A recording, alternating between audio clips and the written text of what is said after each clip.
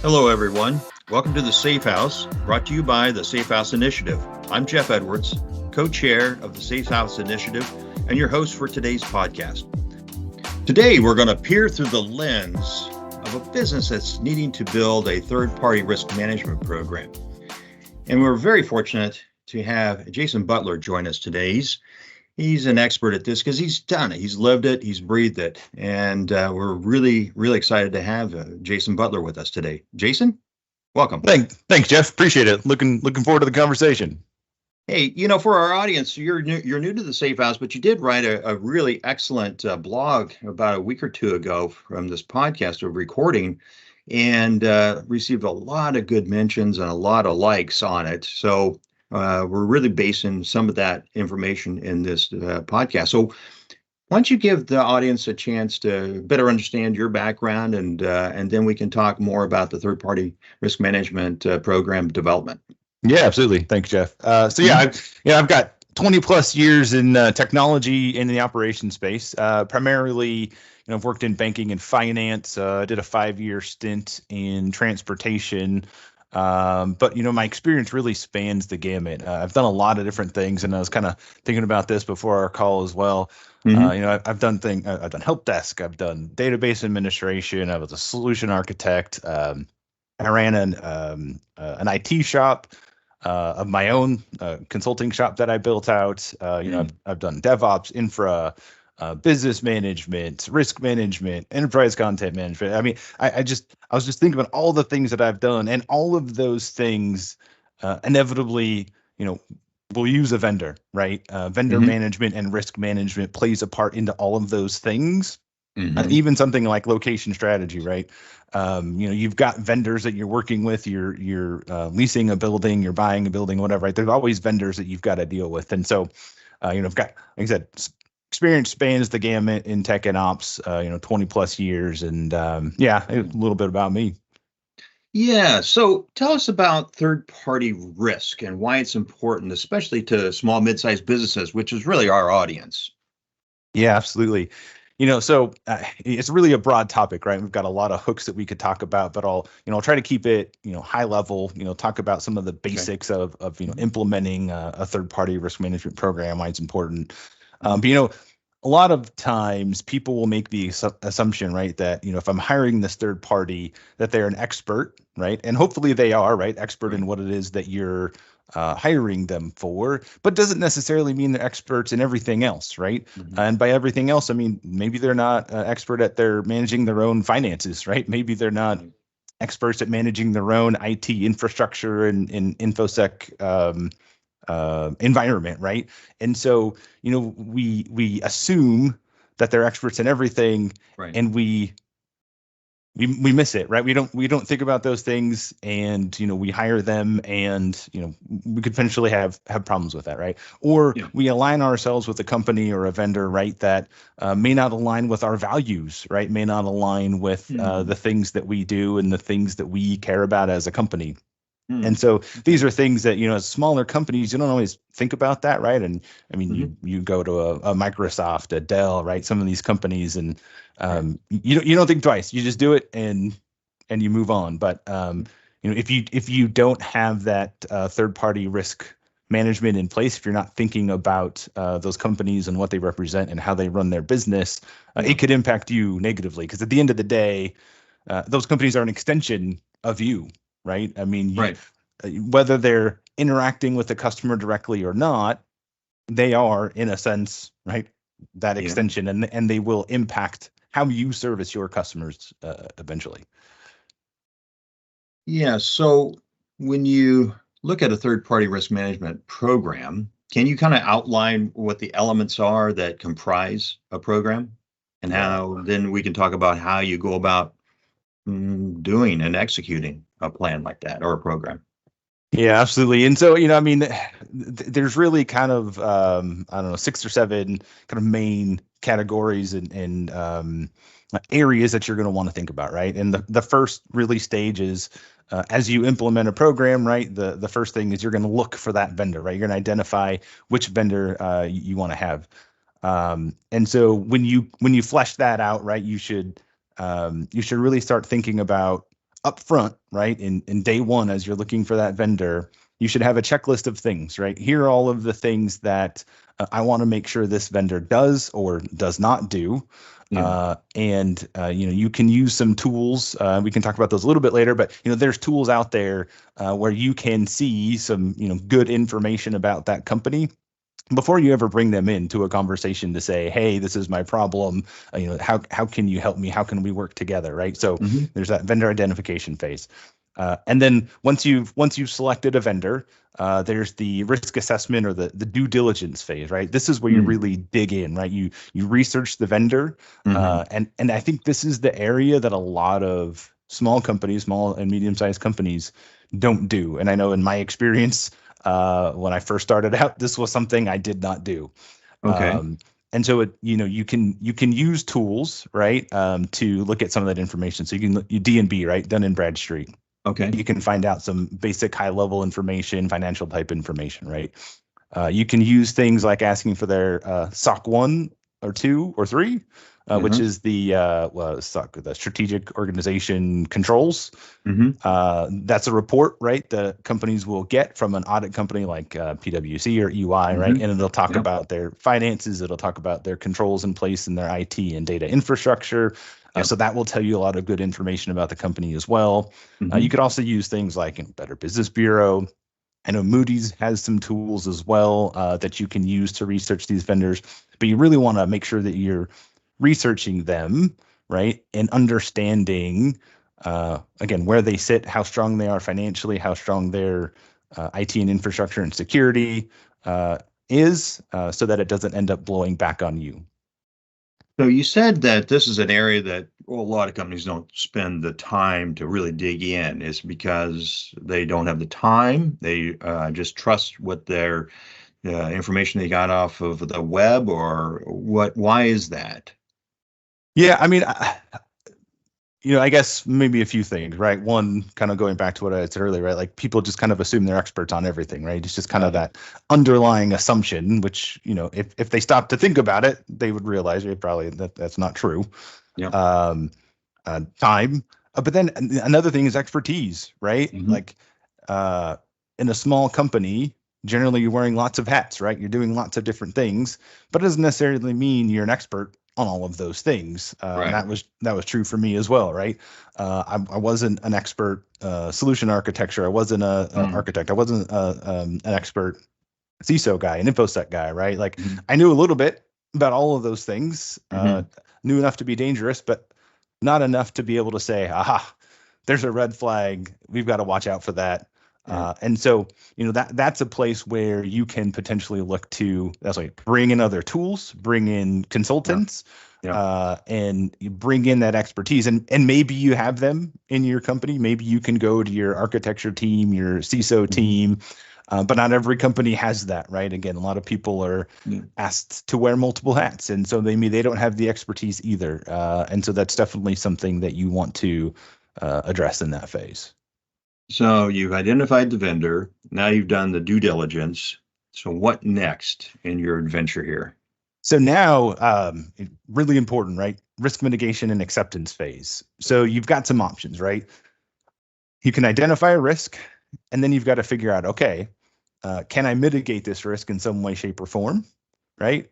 Or am I saying, you know what, it's not that big of a risk. I can accept it, right, and just move Mm-hmm. on. And if it happens, it happens. The third, and kind of maybe to a lesser extent, option would be to transfer that risk, right? So you think about, car insurance, right? You're transferring the risk that if I wreck my car, the company's going to take assume the risk of that, and they're going to pay the money, right? So you're paying up front to have the insurance company assume that risk. Gotcha. So in this phase, you've got to figure out, right? So hopefully, though, at that point, I'm assuming, and maybe it's a bad assumption, but I'm Mhm. assuming, right, that you've got some sort of risk appetite already determined, right? You know how much risk Mhm. you're willing to take, whether that's financial risk or whether that's reputation risk, whatever the case may be. Mhm. And then you can bump that risk that you've identified up to that risk appetite. And then you can again say, okay, am I going to mitigate this in some way, shape, or form? Probably in the contract in the next Mm. phase, right? Mitigate Mm. that risk, accept it, and just move on. again, or transfer it in some way, shape, or form. Which then leads me to that next phase, which is that contract execution and onboarding phase, right? And so that's where, you're armed now with that information when you go into those contract negotiations, and you can say, hey, look, we saw X when we were researching you, or when you gave us this information. This risk is, maybe it's too much. It's out of our appetite. We need to mitigate in some way, shape, or form. And maybe that's, okay, there's a KPI or an SLA that we create. If that slips, if you don't meet your KPI, now there's some sort of financial, reparation to fix that, right? So that maybe that's how we mitigate it, or maybe it's something else, right? Maybe it's completely something different. But in that contract execution phase, now you can use that information to construct the contract in a way that minimizes the amount of risk that you're taking in by going into that relationship. So you've done this yourself historically. Now, did you ever contract with companies that help you through this process? Are there companies that do that, help you with this process to implement a TPRM program? So I have not personally gone through that where I've had a consultant come in. My experience as a small company, it was much younger in my career, and I thought I knew more than I did. And there were definitely some failures, which I think we can talk about a little bit later, that I'll highlight some of the watch out kind of stuff. And then I had the opportunity, in the last company that I was working in, to work with a great team of subject matter experts. It was a much larger company, and they knew what they were doing. They had done this for years and years, and did a great job of managing that program. So I've seen how not to do it earlier in my career, and then I've seen that really robust and effective program work in a larger environment. So the thing, early on, the thing that you found that is like, oh, this is a gotcha here, versus maybe the best thing you had in your later career. Does that make sense in terms of, ooh, this is where I really feel that watch, if you do it yourself, just beware. Yeah. And then the other one, if you have it all put together with somebody, or, or you have the infrastructure around you with the expertise, here's how it really flows well. So from the bad to the good. Does that make sense? Yeah, absolutely. Okay. Yeah. And what would that bad be? So maybe I will bring in that example that I was alluding to earlier. So, this was, I don't know, 15, 20 years ago now at this point. And, VMware was really the kind of the top of mind at the time, right? And so we implemented some VMware in our server infrastructure, and it went really well. I mean, we ROI'd super quick. It was just a really great experience, and we're like, man, we should do more of this. How can we implement more VMware, right? And so what we decided, we had an office where we had multiple shifts in that office. It was a transportation company, so pretty much 24/7, 365, right? They were using these old Dell desktops, and if something happened to that desktop, right, not just that person, at the shift at that time that the computer broke was out of luck, right? But the future shifts, right? Now we've got to get a new computer, make sure their profiles are all set up, right? It's a lot of work. So we said, look, we're gonna use a zero client, a thin client, and have those be our client machines, and it'll connect to our VMware back end. So we went out and we were like, okay, what company, what zero client do we want? We found this company. It was called PanelLogic. Oh man, it looks great. It's just a little box. You plug in a monitor, a keyboard, a mouse, a network cable. You're done. It doesn't do any processing. This is going to be great. We implemented it, and things worked pretty well, right? I mean, it wasn't the greatest thing, wasn't the worst thing. But a few months in, what my sysadmin comes in, he's like, hey, Jason, I think we've got a problem. I'm like, what's going on? He's like, well, one of these PanelLogic boxes is broken. I'm like, well, okay, just call them and they'll send us a new one. Well, I did that, and it seems like the phone is disconnected. Maybe the phones are down, let's call back in a day or two, and no big deal. We got some extras right now. He's like, no, I did that already. He's like, I tried 3 days in a row and still nothing. Fast forward a little bit later, we found out that just one day the company had failed, didn't even tell the employees. The employees showed up for work. There was a note on the door, company is under. Now we've got all of these little panel logic boxes and no support, right? So, we've had to freeze our VMware updates and make sure everything didn't crash. I mean, it was a disaster, right? Yeah. Thankfully, we were able to get out of it and, without too much hassle. But at the end of the day, right, I didn't do the due diligence on the company. Okay. There were red flags that, looking back, I should have seen those. For instance, like right before the year end, right before they failed in like February or March, whatever it was, they're having fire sales, man. Yeah. Like, it was super cheap. And I was like, wow, we got to get a bunch of these. And it didn't click in my head at the time that like, there's got to be a reason for this, right? And they're like, oh, we'll give you a $500 gift card, and like throwing in all these things. And like, that should have been a red flag, but it wasn't, unfortunately, for me. But that's the kind of thing, right, that you don't really company failed. Like, how was that possible? Yeah. So, I mean, these things do happen, and you've got to be prepared for it. Yeah. So your due diligence was really where the failing came. So absolutely. It's a good learning experience. Okay, great. What about in the when you had the resources at the bigger company? It was a banking concern, I believe, wasn't it? Yep. Yeah. Okay. So what were the good things that you learned there? The things to say, okay, this is a great thing to do. This is where you should spend your time, your effort, type of thing. Yeah. So the due diligence, absolutely. There, we also had those subject matter experts, right, in security and architecture. We had tools in place as well, third-party tools to manage and monitor our third parties. So I think, to kind of focus in a little bit, though, the two biggest areas are that due diligence up front, right? So you know what you're getting into. Mm-hmm. And then the ongoing monitoring. That's the other piece, right? Because you can end up in this place where, sure, the company looks great now, they're in a good position, but 2020, right? Things went sideways real quick. Companies that were healthy 1 year later, 6 months later, were no longer healthy, right? And so you've got to continue to monitor those companies and make sure that your risk profile isn't changing dramatically, right? Because it may be that your risk profile is now, because of something that happened with that vendor, goes way up, right? So you've got to keep an eye on that. And then again, ensure that you are mitigating those risks. If they become, more than your appetite can handle, or more than your appetite that you've defined as your appetite.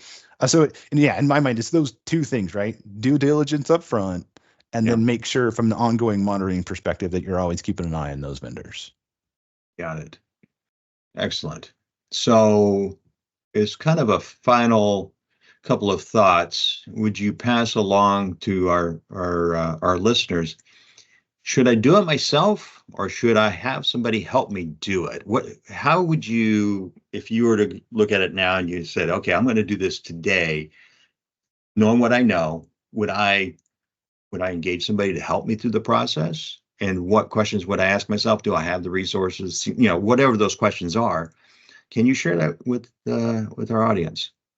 Yeah, absolutely. I mean, so at the end of the day, obviously every company's different, and you've got to look at a few things. So, what expertise do you have in the company, right? Do you have people in there that have done these types of things before?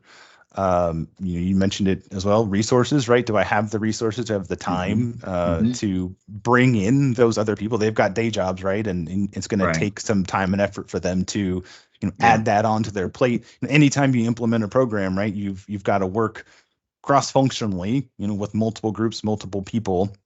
Do you have the right, project manager that can help lead that type of thing, right? And so, really, if you are not comfortable in the amount of resources and expertise you have, then absolutely, I would bring somebody in, because there are so many different facets, and like I said, there's so many hooks and things, right, that you just don't think about, right? Like your reputational risk, just by associating with a particular company, right? So, I would want, at the very least, to have somebody come in and help me develop that program, right? And start looking at those things that I may not have thought of, right, when I implement that program. And so, I would say, again, if this isn't something you've done before, I would definitely, at the very least, bring someone in to do that. Or, worst case scenario, just have them come in and do the whole thing, right? And that way you've got a fully baked program. You don't have to worry so much about having the right expertise to bring it all together.